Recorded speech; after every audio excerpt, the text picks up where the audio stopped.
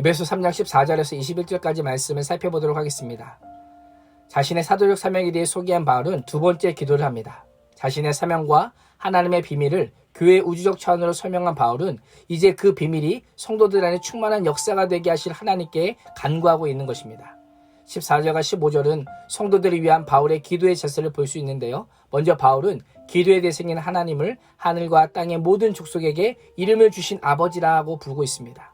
이를 통해서 온 우주, 모든 피조물들이 하나님에 의해 창조되었고 모든 피조물들이 한 아버지인 하나님 안에서 한 가족임을 알려주고 있습니다. 하나님은 하늘과 땅의 모든 족속에 이름을 주신 분으로 밝힘으로 창조주로서 세상의 모든 존재를 통치하시는 분임을 선포하고 있는 것입니다. 유대인들은 보통 선 자세로 기도하였지만 매우 간절히 기도할 경우에는 무릎을 꿇어 기도하였습니다. 바울은 에베소 교회를 위해 무릎을 꿇고 하나님께 간절히 기도합니다. 16절에서 19절은 에베소 교회 성도들을 위한 바울의 구체적인 기도의 내용이 언급되고 있습니다. 첫 번째, 바울은 에베소 교회 성도들이 성령을 통해 속사람이 강건하게 되기를 기도합니다. 모든 피조 세계를 창조하시고 이름을 주시고 각각의 영광을 충만하게 부여하시고도 여전히 영광으로 충만하신 하나님의 부요와 충만함을 덧느끼를 간구하고 있습니다. 바울은 육체적인 강건이 아니라 속사람의 강건함, 속사람의 성령 충만으로 채워주는 영의 강건을 기도하고 있습니다. 속사람은 성령께서 임재하시는 자리요 인격적인 변화를 주도하는 자리입니다. 오늘도 우리의 속사람이 강건하여져서 성령의 임재 가운데 인격적인 삶의 변화를 갈망하는 은혜가 있기를 축복합니다. 두 번째로 바울은 그리스도께서 에베소 성도들의 마음에 계시기를 간구합니다. 계시다라고 하는 표현은 한 장소에 정착하여 계속 거주하다라고 하는 의미입니다. 예수 그리스도를 나의 주인으로 모시는 회심 이후 계속하여 그리스도와 동행하며 그리스도의 사랑 안에서 뿌리가 박히고 터가 굳어지기를 기도하고 있습니다.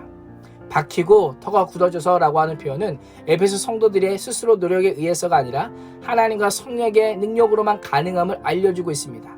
그렇기에 바울은 성도들에게 부탁하는 것이 아니라 하나님께 기도하고 있는 것입니다.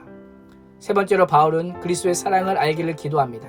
18절을 보면 사랑을 지식에 넘치는 그리스도의 사랑이다 라고 표현합니다. 그리스도의 사랑을 인간의 지식에 비교하고 있습니다. 바울 당시 교회에 침투한 영주주 이단은 지식으로 하나님에 대한 모든 것을 알 수 있다고 주장했습니다.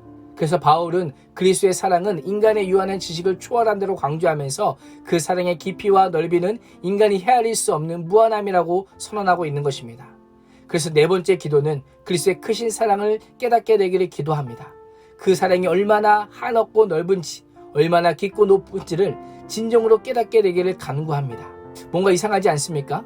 인간의 유한한 지식을 초월하는 그리스도의 사랑이라고 하면서 그 사랑을 깨닫게 되기를 간구한다? 모순적인 것 같습니다. 바울이 지식에 넘치는 사랑이라고 한 것은 인간의 이성과 생각과 지식으로는 결코 하나님의 사랑을 알 수 없음을 강조하기 위해서 쓴 표현입니다. 그러나 이 사랑을 깨달을 수 있는 자들이 있습니다. 누구일까요? 바로 거듭난 자들, 구원받은 자들입니다. 그래서 바울은 이미 그 사랑을 알고 있지만 더욱 인격적으로, 더 가까이, 더 친밀히 알고 실제적으로 그 사랑을 경험하기를 간구하고 있는 것입니다. 바울의 기도를 통해서 우리의 기도의 제목을 점검하기를 원합니다.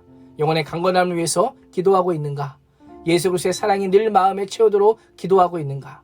하나님의 사랑의 너비와 길이와 높이와 깊이를 알기 위해 기도하고 있는가? 바울은 기도의 마지막을 구원 역사의 주체이신 하나님을 찬송하는 것으로 마무리합니다. 20절에서 바울은 우리 가운데 일하시는 하나님께서는 우리가 구하고 생각하는 것보다 훨씬 더 많은 것을 채워주시는 분이다 라고 말씀합니다. 이 간구는 기도하는 자의 태도가 어떠해야 함을 알려줍니다. 기도하는 자는 하나님의 응답은 우리가 구하는 것을 넘어서는 것은 물론 우리의 상상을 초월하는 놀라운 것임을 알아야 합니다. 기도하지만 때로 하나님의 능력을 제한하고 하나님의 역사를 인정하지 않을 때가 있습니다. 그러나 성경은 우리가 구하거나 생각하는 모든 것에 더 넘치도록 능하실 하나님이라고 선포하고 있습니다. 그 하나님께 기도하는 우리의 자세는 오직 찬양함입니다. 교회 안에서와 그리스도 예수 안에서 영광이 되도록 영원 무궁하도록 있기를 간구하며 찬양해야 하는 것입니다. 영원부터 영원까지 충만하신 하나님의 은혜를 간구하는 것으로 바울의 기도는 마무리되고 있습니다.